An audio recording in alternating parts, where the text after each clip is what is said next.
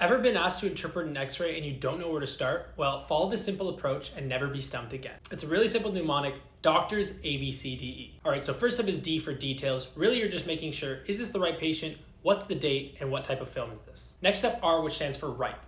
R for rotation. The way you can tell that is look for equal distances between the clavicular heads and the spinous process, which we see here. Inspiration, so count 8 to 10 posterior ribs. 1, 2, 3, 4, 5, 6, 7, 8. We definitely have good inspiration here. P for projection. Is this a PA film or an AP film? Remember, in AP, the heart can appear larger.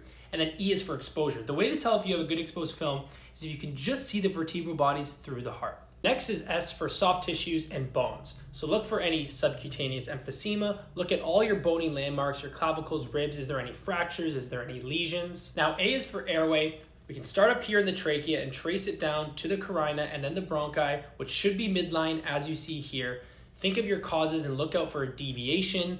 Look at your mediastinal width, which should be less than 8 centimeters, and then also look to see if there's any hilar changes. Next is B for breathing, the lungs. First thing I want you to look at is these lung markings, these vascular projections. In particular, look at the edges of the lungs for absent lung markings, right, where it's just black. This may indicate a pneumothorax. The other things I want you to look for is infiltrates or consolidation, and even fluid overload in the fissures or blunting of the costophrenic angles, which may indicate pleural effusion or pulmonary edema. Next up is C for circulation, the heart.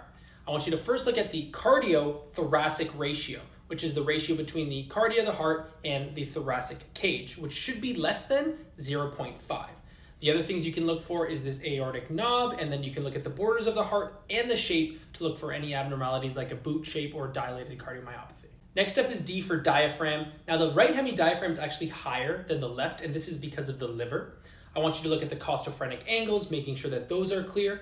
I want you to notice that on the left side, you're going to see this gastric bubble, which indicates the stomach.